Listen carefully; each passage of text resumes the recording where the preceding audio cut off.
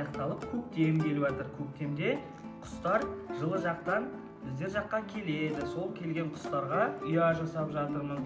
Бұл ұяны жасап, бұйырса талға ілеміз.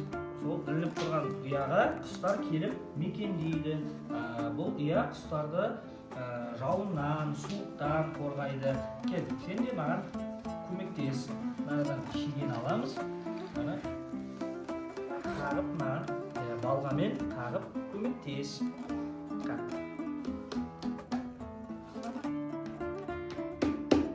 Жарайсың балам.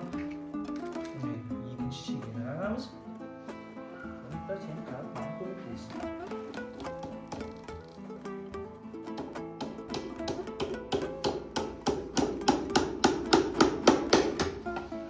Дайын болған ұяны шарбаққа апарып талға бірге ілеміз. Жарай ма балам? Қызым, кел, шашыңды өріп, шашбауын қағып берейін. Шашбау дегеніміз қазақ халқының сәндік әшекей бұйымдарының бірі. Шашбауды жалпы күмістен ойып, алтыннан ойып жасайды. Және де оны асыл тастармен көмкеріп әшекейлейді. Шашбауды жалпы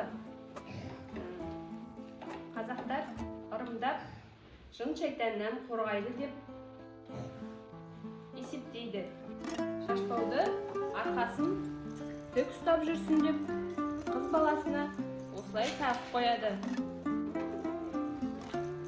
Шашбауды жалпы сыйлыққа бергенде шашың қалың болсын, шашың ұзын болсын деп тілек айтып береді.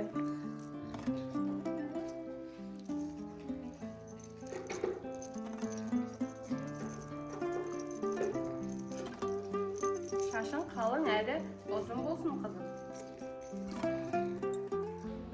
Қанеке қызым, маған қараш, қандай сұлу болдың?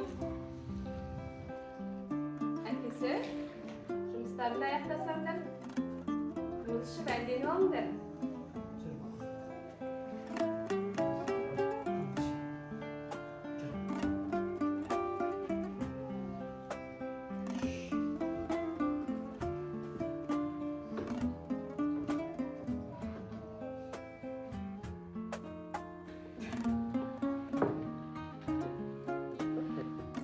Отағасы ас болсын.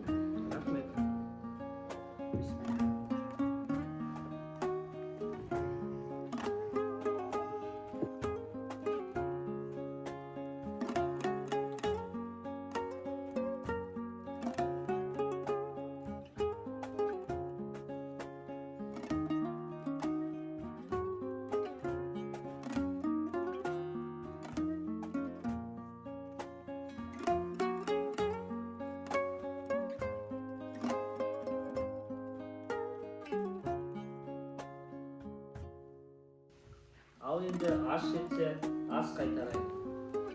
Асқа берекет, ажалға сабыр ет. Я Аллах Тағала не тілесе де дұғамызды қабыл ет. Дастарханымыз көп болсын, ағымыз мол болсын. Аллах қайырлы дастархан болсын. Балам, жаңағы жасаған ұямызды енді мына талға бекітеміз, иә? Бұл ұяға құстар келіп өздері мекендейтін болады. Жарай ма? Талға бекітеміз.